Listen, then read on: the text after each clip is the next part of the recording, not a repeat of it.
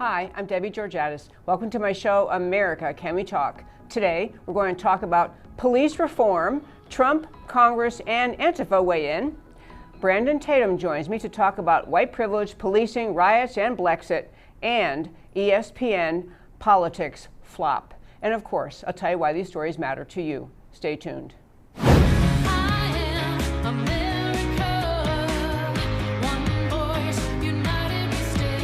Debbie Georgatos, host of America Can We Talk, is an author, attorney, and political analyst whose mission is to inspire the American political conversation about preserving liberty in the best country on earth. And hello again and welcome to America Can We Talk and to today's First Five. In light of all the violent protests around this country, riots and looters, the incident that many Americans became aware of in Minneapolis, the death of George Floyd, an incident following that in Atlanta, the death of Rayshard Brooks, a lot of conversation in America about police reform. What is needed, what's fair to criticize, what is not needed. And so, of course, many of you likely know that President Trump issued an executive order relating to police reform. He has his executive order out. It has a lot about enabling and helping local police departments with support from the federal government, from the Department of Justice, authorizes the Department of Justice, in fact, requires them to create independent credentialing bodies that will, at a minimum, confirm certain things, talks through the idea of how the federal government can help local police departments, has a mental health component, talks about the idea that officers may need to have people with mental health expertise as part of the solution in dealing with situations where the reason the officer was called involves someone challenged with mental health issues. It's a positive document. It's very, very forthcoming, very straightforward. That was President Trump's idea. Then we had the Senate Republicans came out with their bill, and it has certain components that were expected and pretty strong, pretty good. They don't actually ban chokeholds or end qualified immunity, but they do talk about the idea that beefing up requirements for law enforcement to compile use of force reports. They have various pieces in it that are dedicated to the idea of bipartisan Senate proposal to establish a National Criminal Justice Commission Act. It's a Republican effort to deal with the many concerns many Americans have about the police in our country, and frankly, exaggerated concerns because of the way the media depicts the police so often. And then, of course, the Democrats had their reform package. Immediately, backing up the Republicans, immediately when that bill came out, the Democrats were quick to pounce on it, say it doesn't go far enough. And in fact, the Democrats' commentary about President Trump's executive order was essentially President Trump just gave a big rah-rah yahoo to the police. You know, as kind of they were characterizing President Trump's executive order as kind of a pat on the back to the police, not having no teeth at all, no impact at all. And the Democrats have a far more And you know, I will say, it's not just that it has more provisions relating to the conduct of police. It has a feel to it, on the Democrat side, a move toward national control of the policing function. A very, in my view, dangerous idea, an idea that tends toward expansion of federal power, that tends to limit the power in local jurisdictions for their police, their communities to deal with their issues. Very much is very consistent with the leftist move toward a growth, a centralization of power in Washington. From the Democrat side, they have all sorts of specifics, make it easier for victims of abuse to recover damages, ending chokeholds. They have all sorts of other provisions. So there are ideas on the table. Obviously, President Trump's is an executive order, not an idea. Republicans and Democrats. And I'll close the first five by saying Antifa has their idea too. We've been talking about it numerous times in the last week or so, which is essentially defund the police or abolish the police, another way to talk about it, with the idea that we're going to go to some sort of community justice idea. In fact, the area in Seattle, which they're calling CHAZ or CHOP, the O, that what they're talking about, autonomous zones, that autonomous zone idea comes from Antifa thinking decades back, with the idea that really justice should be held in the hands of the people, should be enforced by the people. You don't really need to have police at all. And if you dig more and more into their explanation of how things will be, almost anarchy, very dangerous for the average citizen. So, in closing out my first five, I'll say this. I'm always in favor of having a transparent system to look into what police do, whether there need to be changes made in the way training occurs, changes made in the way the particular forms of discipline or conduct by police is permissible. All that's fine. It has a sense of having a justice system all Americans can buy into. And so it's a healthy conversation to talk about what what really is true about police conduct in America, what changes need to be made, but against the backdrop of so much vilification of officers, unjustified accusations against officers, very hard to come out with policies that will be embraced by a broad spectrum of America. And that, my friends, is today's First Five. As I mentioned at the start of the show, we have a guest joining us, and I'm so glad. We've never had him on the show before, Brandon Tatum. And if some of you are thinking, I can know that guy's name, I will tell you very briefly, you probably have. He's a co-founder, along with Candace Owens, of Blexit. And you know, we've had Candace Owens on the show, we've had her husband on the show, we've talked about Blexit many times.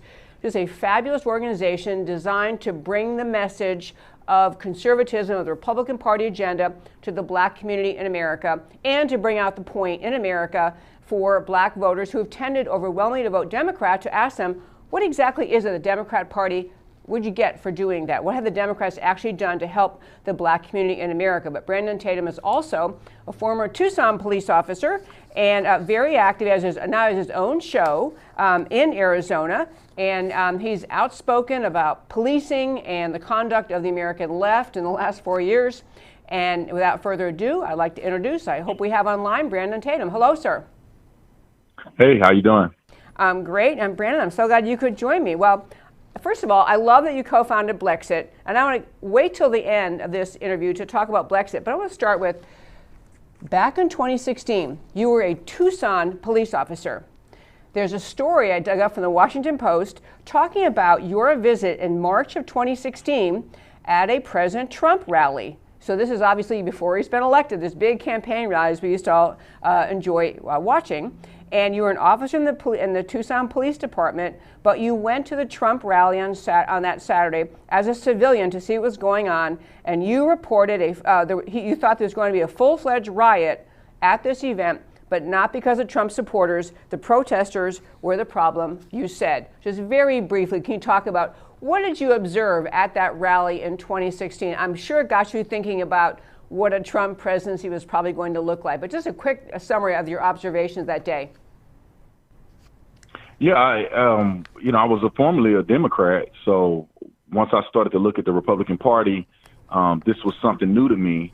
And so I was thinking that I was going to go to rule out President Trump. You know, people had said he was a racist. People said that black people weren't welcome at his rallies. So I was expecting to get some interaction of that nature. But then when I got there, the protesters, what we see today as BLM type people, Antifa types, were acting a complete fool. They were threatening people. They were trying to block the doors.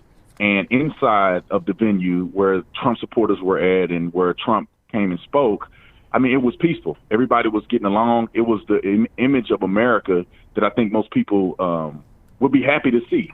And President Trump touted everything that I believed in. And I've been a supporter of the president ever since.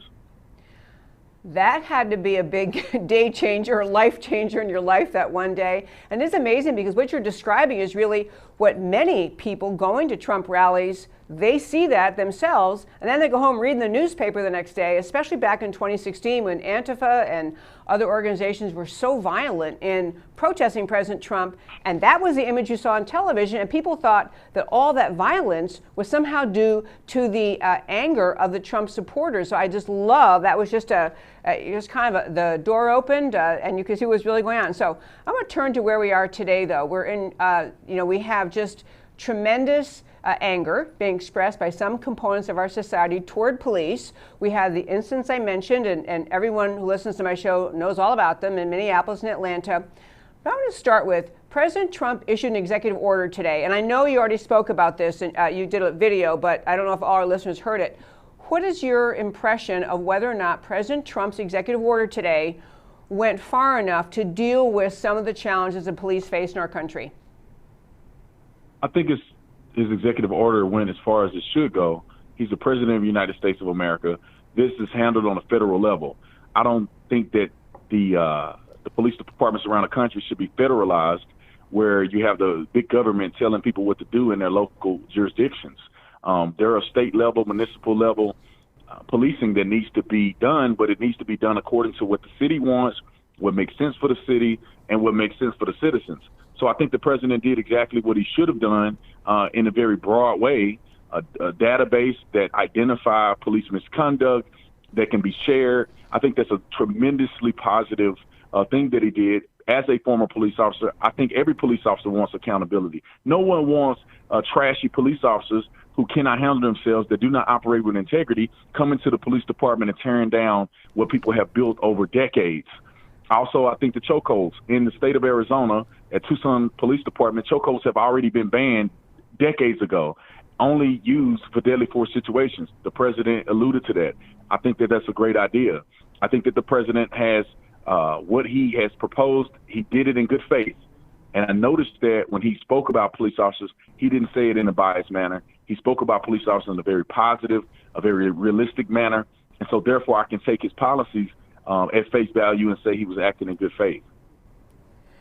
Okay, actually you remind me of something I was going to comment about. One of the criticisms made by the Democrats, both of the Republican proposal and certainly of the president's executive order, was the idea basically that the executive order does not squarely address racism.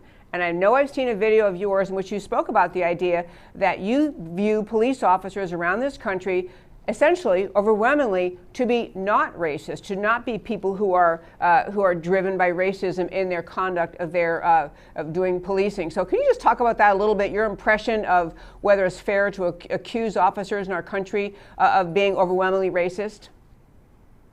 Well, this is the same argument that people are afraid to say, and rightfully so, against black people. Just because you're black, does that make you a criminal? No. Just because 2 or 3 black people do a heinous crime, does that make all black people with dreadlocks somehow criminals? I mean, it's the same thing that they're doing to the police officer. Just because you're a police officer, you wear a badge, and you happen to be white, does that make you a racist? See, they cannot point out not one racist police chief, not one racist police officer, so they use words like systemic because they know they never have to verify and there's no evidence to prove it. So I think that they are being a racist entity themselves by saying, we need to address police officers as the racist institution that they are, only because it's majority white. And that's not a fair judgment. And even in places like Atlanta, places like Philadelphia, half of the police department are black. So when you look at these systematic or systemic racist institutions, in many of these states or many of these municipal police departments, they're run by black people. So the Democrats are just virtue signaling. They don't really have any solutions. They want to get people emotional. They want to get the mob rule in order to accomplish a political agenda. Well, I couldn't agree with you more. And I have to have said so often on this show about policing. Every police officer in this country is aware of every incident in which there was a shooting that was questioned, an incident that was questioned, and they're aware of all the headlines that result and the sometimes disciplinary action that results and the investigation and possible prosecution. No officer wakes up in the morning thinking, gee, I'd love to have my name in the headlines. They're just, if anything, more cautious, more careful to truly conduct their actions as police officers in a manner consistent with their training, with the rule of law, and with what they understand as a basic sense of right and wrong. So the idea that this whole systemic racism thing I've found just impossibly offensive, really, to all police officers. The idea that you're just accusing this particular group of people of systemic racism, I could not agree more. It's just and actually when people dive in and look at the numbers, I'm sure you're aware of this, there is no statistical basis for that position either, but you don't really get to talk facts. But another thing I wanted to ask you about, so digging in, and one more issue on the overall deciding who should be helping out with the police, who should be controlling the police, who should be regulating, what changes need to be made. Haven't you found in your study of all this, most police departments try very hard to be responsive to the community, to be engaged with the community, because they don't want to be the stranger to the community. They want to have more of a connection there. Isn't that kind of commonplace in America's policing? Yes, and I think people don't realize how policing work in America. Like, we would love to go to mom and pop places and shake hands and kiss babies and do all of that. unfortunately, the taxpayers don't get a chance to see us, and they may never be able to see us in the way they want to because we're too busy handling criminals. If people weren't killing each other on a day-to-day basis, raping each other on a day-to-day basis, committing asinine amounts of crime, then we would probably have a lot more ability to do community policing. I think people just don't realize that. I have been a police officer. When I was a police officer in 2011, we have already implemented all of these things that they're claiming they need to do today. Community policing, de-escalation tactics, banning chokeholds. We have healthcare workers. We are crisis intervention trained, meaning that police officers are trained to deal with people with mental health crisis. We actually take people to detox facilities. We take people to mental health facilities. We have a whole unit of police officers that show up to calls, not in uniform, that talk to people who are in a mental crisis. So we have been doing these things. The Democrats and these individuals that are anti-police, they don't want justice. They want revenge. They don't want police reform. They want a big F you to the police departments all around the country. Yeah, could not agree more. One more question on the reform of police. I want to quick ask you about Blexit. So many of us in America, and pretty much everybody in America, saw the incident that occurred in Minneapolis, and knee on the man's neck, George Floyd's neck, and now there's been criminal charges brought against the officer with the knee, the rest of one standing around not doing anything about it. So I think most of America very quickly got on board with the idea this is really bad, and we need to look at investigation, prosecution that's moving forward. But the event that happened in Atlanta just very recently, Rayshard Brooks was the gentleman who was found sleeping in his car at the Wendy's parking lot. And I think most people had the impression from the headlines. In fact, I think there was a comment by Stacey Abrams, something to the effect of, shot because sleeping in his car or something like that. It's absurd. But you actually, I noticed because I saw your Twitter feed, you actually went through and discussed why in your assessment, as you can watch the entire incident unfold, you concluded this was a justified shooting. Doesn't make it, everyone wishes these things never happen. No officer wants to have to do this. No one wants more incidents like this. But can you just give us your assessment of why in the Rayshard Brooks incident, it looked to you as though this shooting was justified? Well, first of all, Stacey Abrams, who's a loser, these people are completely idiots. They have no idea what they're talking about, and they're just stoking racism. He didn't die because he was sleeping in his car. He died because he beat up police officers over a DUI and then pointed a taser at a cop and got shot.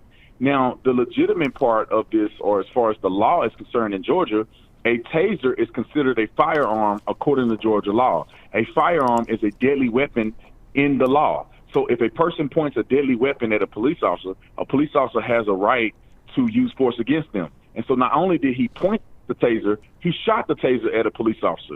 Now, if a police officer is in fear of serious bodily injury and or death, or even the protection of other citizens, they have a right to use deadly force. People are conflating the right to use deadly force and death, and they're adding them together. They are not the same. They are not together. You have to evaluate, is it fair or is it lawful to use deadly force? There are people who get shot by the police who live, and there's people who die. And at the end of the day, was he justified in using that deadly force? The answer is yes. Unfortunately, the man subsequently died as a result of that. And every person in that city that is bashing these police officers for doing their doggone job should be ashamed of themselves. That police officer did what was right. He did it according to the law. And for anybody out here wondering, how do I not get killed by police officers? You don't be a criminal. You don't get drunk, passed out behind the wheel, putting people's lives in danger. And then when you get caught, you don't fight a police officer and take a taser and do what? He wasn't going to stop. He consistently made himself a danger to the public. He was so desperate that they needed to stop him immediately. If you don't want to die, then you don't need to do what that gentleman did. Yeah, it was we did on this show kind of run through a few days ago because another friend of ours had run through the detail of that video and talked about when you were resisting arrest at the level he was, the actual violence engaged in by the citizen against the police officers. I mean, it took two police officers and they still could barely restrain him. you know, you're aggravating the situation yourself. Resisting arrest is just they're not going to just say, okay, never mind, if you don't want to be arrested, we'll let you go. And they had to arrest him because you can't leave someone drunk in their car when they might otherwise drive off and cause some death on the way home, or or hurt themselves or others because they're drunk driving. Well, you know how many people have died? I have seen people murdered by drunk drivers. I have had to pick their bodies up off the side of the road and had to look in their wallet and see that they had a whole family that they're never going back to because an idiot decided to drink and drive. And so I don't want to hear anybody making excuses for this guy, because there's so many people have died unjustifiably at the hands of drunk drivers. So he had every reason to be arrested. Those officers should have arrested him. And to be honest, based on the use of force policy, they should have shot him right when he took the taser instead of running down the street after him, because he technically could have commandeered another vehicle. He could have assaulted another person, and he ended up putting these officers in a position where they could have gotten hurt chasing after him. So it makes my blood boil that people are defending complete, utter criminals. Love that, sir. You know what? I feel like I'm pushing our deal on their timing. I really want to ask you one question about Blexit, but do you still have a few minutes? I can answer a question about Blexit for sure. Okay, on Blexit, I love Blexit. I love the idea of just speaking truth about America, about politics, about ideas, and which party stands for the right ideas. I just think that's what politics is supposed to be about. But in your work with Blexit, which I just love Candace Owens, I know that I've worked on campaigns for people running, Black Americans running as Republicans for Congress, who have often said Black American community, generally speaking, are conservative about family, about faith, on all sorts of issues. They live their lives conservatively, but there is a real issue with trust in local police, or trust in police generally among the Black community. So do you find that to be, as you're working for Blexit and speaking to Black Americans around the country, do you find the issue of police to be a particularly difficult one to convince potential future Republican voters that the police are not racist? I mean, has that made its way to the Black community, so it's a very hard thing to overcome in your conversations? Yeah, I think it's definitely a challenge, because African American people in this country, unfortunately, many have been brainwashed to hate the police, brainwashed to view a legitimate traffic stop as racial bias. So it's an uphill battle when it comes to convincing people about police officers. But many of our events are individuals who want the truth, individuals who are open-minded to come and listen. And many of them are open-minded to the truth. And then when people like myself and Candace and others get on stage and we speak about the truth when it comes to police in America, people get it. They get it right away. And I think that the reason why we go so hard at doing what we're doing, the reason why we put so much effort and energy, because we know for a fact, if we can combat the false narrative of racism in America, of some of the things that the Democratic Party is pushing, then we can save a lot of lives. If we can show the truth about policing in America, people will be less likely to confront police officers. People will be more on the stance of believing that this country belongs to them as well as everybody else. Therefore, they'll be more successful. They'll live the American dream, and they'll stop voting for politicians who do not have their best interests at heart. And that don't have nothing to do with Democrat or Republican. That has everything to do with the candidate who's preaching or teaching or proposing things, whether or not it's good for your community or not. Brandon Tatum, I can't tell you how much fun this was. Thank you so much for being available today. For our listeners, you can follow him on Twitter at the Officer Tatum, Tatum, at the Officer Tatum. Follow him on Twitter. Great videos. It was distracting getting ready for my show today because I was starting to watch videos on your Twitter page. So you do a great job keeping that up. And again, thank you so very much for joining us today on America Can We Talk. Thank you for having me, and God bless you. God bless you. Okay, folks, I tell you, that guy, he's a gem, and he's out there just, speaking the truth in very plain English, a former police officer. And I really wanted to have you hear that story about him being a Democrat and going to a Trump rally in 2016, assuming what he would see was a bunch of mean, racist supporters of President Trump, assuming President Trump was racist, and realizing that the entire problematic crowd was actually Antifa, Black Lives Matter, the protesters outside, who were the ones who were violent. Inside, what he saw was a bunch of Americans who love their country and were excited to have a president, a candidate Trump, speaking so positively about America, its greatness, its uniqueness, and I mean, that turned him on that one day. So great guy to follow on Twitter at the Officer Tatum, and also great that he works at Blexit. One last story I want to hit today is about ESPN, but it's a little bigger than ESPN.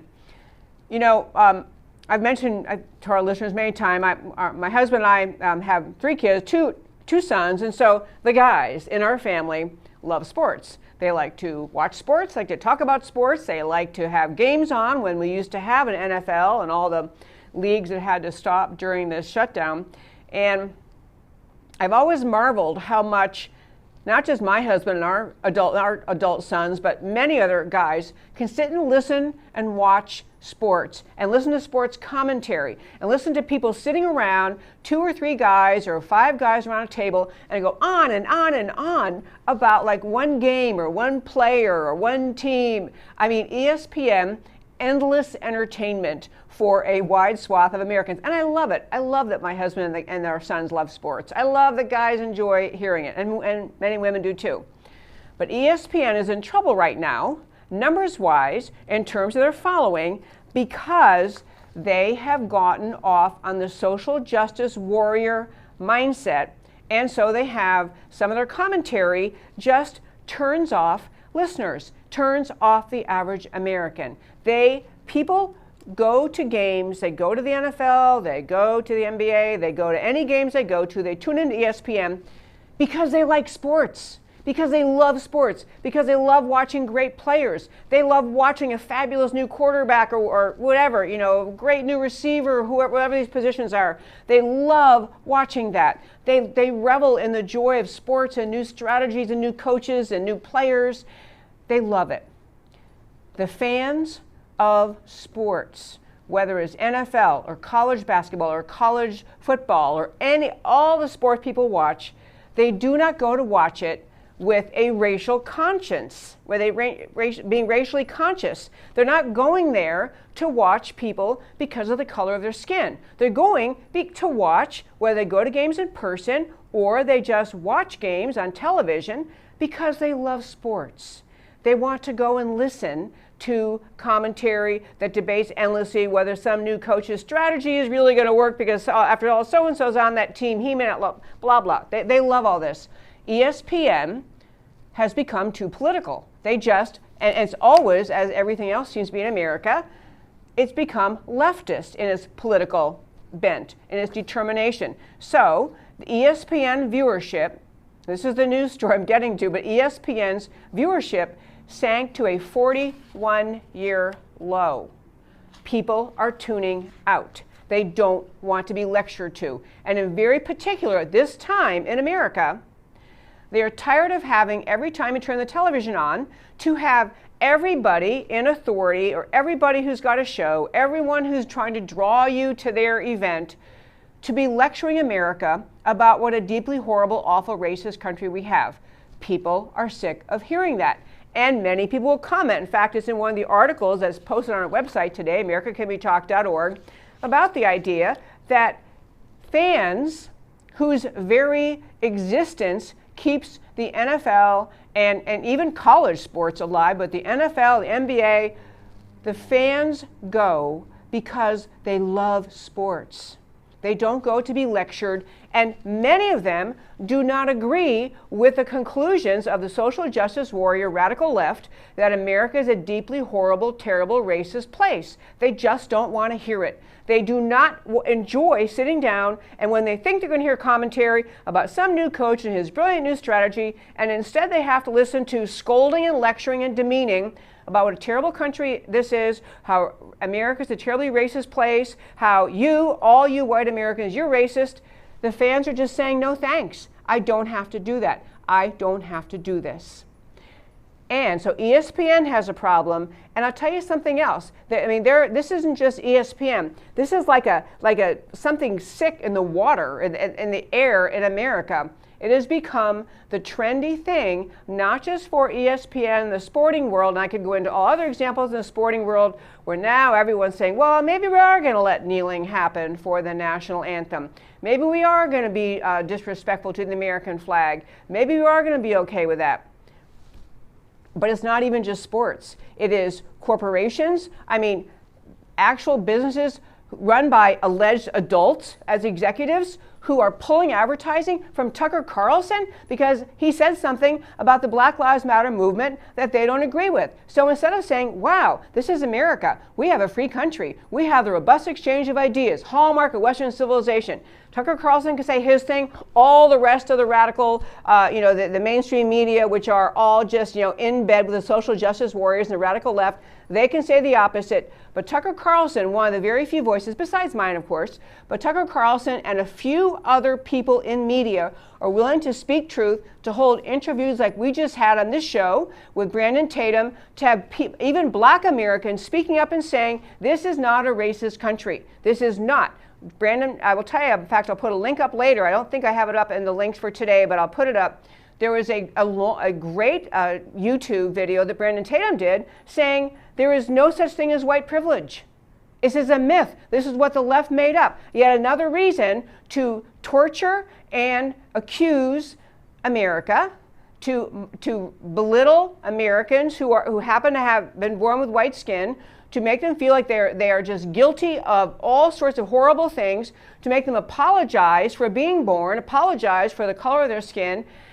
And there's just a, I will say in America, why ESPN is really having trouble. And I think other of these corporations that are willing to just instantly capitulate. The moment Black Lives Matter says, hey, you advertise on Tucker Carlson and he criticized Black Lives Matter. What ought to be the answer of these supposed grown-ups running these corporations is to say, you know what? We don't do politics. We advertise because they have a great market. We're doing well. We're selling products when we advertise on that show, and so we're going to keep it up. We may advertise other places too, but we don't get pushed around by left-wing bullies. This should be the answer of corporations whose advertising has been pulled from Tucker Carlson. Grown-ups running those companies would say, you know what, this is not America the bullied. We're not going to get bullied by every radical leftist group that comes along and tells us whether or not we're permitted to advertise on some particular show. But unfortunately, what we do have instead is those corporations pulling advertising from Tucker Carlson. You have ESPN cannot figure out that their very base, their audience, doesn't want to hear more, I don't even know what to call it, just denigrating, destroying, attacking, maligning America. Most Americans know we live in a good country. In fact, this is another Brandon Tatum tape, and I'll find that one, put a link up for it too. He said, essentially, 99% of America is filled with people of every race and skin color, national origin, who are not racist. They don't spend any time thinking about other people's race and trying to judge people by their race. 99% of them are like that. 99% of police officers spend exactly 0 time thinking racist thoughts or exactly 0 time engaging in police brutality. So this is the reality of life. It took someone like Brandon Tatum saying those things when you have other people then in America willing to speak up and say, you know what, we're not going to go down the path that you have the radical left, the Antifa, Black Lives Matter extremists trying to push America down, which is agree we're a terrible country. We just have racism under every rock. We must have a national apology, which will never be enough, never be good enough, never be enough for the Antifa, Black Lives Matter agenda people, because their agenda is not to get to racial harmony. The agenda of Black Lives Matter and Antifa is not to get to racial harmony or racial justice in this country. That is not the agenda. The agenda is to tear down America. It is to tear down the rule of law. It is to so mock and ridicule and despise everything about America that so many Americans not paying attention figure out, wow, something must be really wrong. Really, America must be a terrible place after all, and I never knew it. And give in on the next apology tour they're trying to demand America does. It's not just, back to ESPN, it's not just that people don't want to hear their politics. It's not just that. People do guys want to tune in and hear about sports commentary. For whatever reason, they can seemingly do it for hours. Guys want to be able to do that. They do not want to be lectured, scolded, insulted and accused. This is not the reason you turn on sports, is to be lectured and scolded and insulted and accused. You turn it on to watch sports. And if ESPN cannot contain themselves and stick to sports, they're going to continue losing their listenership. And I got to tell you, if the NFL thinks this is a smart idea to get on board with the Black Lives Matter, Antifa, anti-America, destroy America mission, they're going to discover that even when this COVID crisis is over, and even when football fields can be open and fans can fill the stadium, if you're going to spend your time disrespecting America, America is not going to take it. It's not just that ESPN is too political, it is that they are wrong. They are wrong in what they say about America. That does not mean that there aren't occasional bad incidents involving bad officers. It does not mean that there is not police brutality. We need to look into that. We need to try to fix it. We need to put changes into place. As Brandon Tatum pointed out, changes they've already been doing, and Black Lives Matter is trying to claim as something new they thought up. We can fix problems, we can address police brutality, we can call out racism, we can demand investigations with respect to any instance involved with officer-involved shootings of individuals. We have investigations anyway. But the broad accusation being made by the American left in this election season of 2020, the broad accusation is that America is a terrible, horrible, evil, racist place that simply must be taken down, that must surrender to what the left is trying to bring America, which is a Marxist-controlled society with policing abandoned, surrender to the federal government, national police. There couldn't be a worse idea in America. That is what the policing issue is in America, what we're going to have to face in the 2020 elections. If you think what ESPN is portraying, if you think what Black Lives Matter is trying to claim, if you think what Antifa is trying to claim is true, that America is a horrible, evil, racist place filled with racists, that everyone in this country who doesn't look like you probably hates you because of your skin color. If you think that's what America is, then you're out of your mind, number one, you're wrong, and you go ahead and vote Democrat. Because what's going to happen if those people who've taken over that area of Seattle, that Chaz area, if those people run this country, that thinking runs this country that says, you know what, everything's about race, everybody who has a certain skin color, it must be feel guilty the rest of your life. No police are allowed to make arrests. We're going to have community justice or justice administered by the radical leftists running places like Chaz.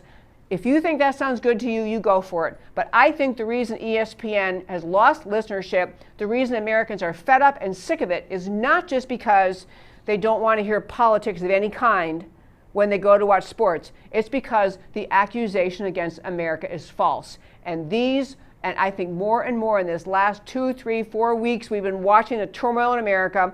I think more Americans are waking up to the real agenda of the radical left. It is not to bring racial justice. It is not to bring racial harmony. It is not to make America fair. It is to bring into being a transformation of America into a country rooted in the rule of law, with police who enforce laws, to a country that the left wants, which is very much a collectivist, Marxist control of our society from Washington, obliteration of the policing function, which is vital to having civil liberty and a civil society. That, what the left is wants to bring to America, more Americans are finally realizing for the first time, and they don't want any of it. I could talk more about this, but I believe I'm about out of time on the show today. So, what I always do at the end of every show is tell you why the stories we talked about today matter to you. So we talk first about police reform. And we have police reform, Trump, Congress, and Antifa. And I will tell you, President Trump's executive order, lauded even by Van Jones, the communist, if you didn't know who that is, as a step in the right direction. Congress is tiptoeing around defund the police versus reform or improve the police. Leftists are trending toward nationalize the police. You have to understand that it's not fixing the police, it's nationalizing. It's a very dangerous trend. Antifa effectively wants to become the police, aka the community policing idea. Chaos, bedlam, and profound injustice will result. Americans must understand, orchestrated leftist assaults on the police are not really about the function of police. They're an attempted overthrow of America's concept of right and wrong, of law and order. Chaz is not about a response to George Floyd. George Floyd is being used as the excuse to launch an all-out leftist assault on America. Americans must give their leaders the spine to resist this assault. And on ESPN and the politics flop, why it matters to you, ESPN viewership sinks to a 41-year low as politics permeates sports commentary. ESPN has always tried to be a weather vane, aligned with mainstream media and pop culture. The problem is staring ESPN in the face, but they can't grasp it. Sports would not be so wildly popular, and ESPN anchors would not be so richly paid if America really were a racist country, or if America did not embrace free markets and capitalism, which somehow the radical left is claiming freedom and capitalism as racist institutions has no basis in reality, or it's like no basis in reality at all. Yet, Black Lives Matter as an organization asserts America is racist and openly seeks to abolish free market capitalism, and this is what ESPN aligns with politically. Is there any wonder ESPN ratings are collapsing? And that, my friends, is America Can We Talk for today. If this is the first time you watched this show, if you haven't watched it before, I hope you enjoyed it. I want to urge you to do a couple of things. Our website, americacanwetalk.org. On the home page, there's a button that says subscribe. You can go to that page, hit the subscribe button, and all that will do is once a week, every Friday, I take highlights, I take links to the show, highlights from the week of all the interviews we do, the topics we discuss. I send an email to our listeners, and you can be on that email list. And the reason I want to urge you to do that, because I get listeners saying, oh, I missed your show, I missed your show. You can get it on Friday, and especially if you work during the week and you don't have time to listen to it live, you can go back, see all the topics we talked about, pick the ones you want to hear the discussion, click on the link, you can hear it. So it's a great way to catch up on the show. It's also a great way to share the show. I do a lot of public speaking, and I get people afterwards saying, I can't find your show. How do I find your show? I never. So I will tell you that. I tell them, subscribe to the newsletter. Because if you do that, you get a newsletter once a week, and it will tell you how to find the show. The links are right in there. How to find us on Facebook, how to find us on YouTube, how to find us on iTunes. It's a great way, and it's a great way to share the show. Forward my email that you get once a week to your friends. So that's the first thing, subscribe to the show. Second thing I want to urge you to do is I love talking with you. I love the American political conversation. So you can email me at americacanwetalk@gmail.com. I love hearing from you. I do try to answer, and I try to respond. Sometimes people will say, well, I wish you would talk about XYZ. And I have to say, I have to talk about topics that I feel passionate about. And, but I do a lot of them, I do feel passionate, so I love suggestions from you. Third is I want to tell you that this show is entirely listener supported. I truly am able to do this show because of the generosity of contributions by listeners. So if you're enjoying this show, you enjoy the arguments you hear in this show, the speakers you hear, please consider supporting the show. Again, at the homepage, americacanwetalk.org, you can hit the donate button. It takes you right to a page. It permits you to make a one-time donation or a recurring donation. Recurring is helpful, so we have a little bit of sense of what's coming in. But those are extremely helpful. If you can donate, I appreciate that. I appreciate all the sharing you can do with my show. And the last, and actually should have been my first favor to ask, is this. I think in the elections of 2020, and really right now and beyond for a long time, the central real political issue, above all others, is the identity of America. It's the fact that we have an extraordinary, unique experiment in human liberty, which is America, founded on extraordinary ideas, written down by our founders in the Declaration of Independence, developed into the Constitution, giving us a structure to allow that the promises of the Declaration to be carried out. This is a country rooted in the notion that each individual has the right to live in liberty. We have God-given rights. Each individual to assume we are equal, and we have God-given rights to life, liberty, and the pursuit of happiness. No country on earth has ever been founded on these extraordinary ideas. And every generation of Americans, including ours right now, has not just the duty and the obligation, but the absolute privilege to be part of the American political conversation, to be part of the fight, to defend America, to speak up for America in your daily lives. It's our job. It is why I do this show. I do this show to spread the message, the understanding, the depth of understanding needed for people to appreciate America, the idea, more deeply. I hope when you hear ideas in a show, you feel free to share them with your friends. Think about them. Go to our website, americacanwetalk.org. On the homepage under shows, drop down list of links. You can read the articles we talked about today. This whole American political conversation is the wholesome way to keep freedom alive in America. And now, my friends, must wrap up the show. I want to thank you for listening to America Can We Talk every Monday through Thursday, 3 p.m. Central Time, where I always talk truth about America because America matters. And I will talk to you next time.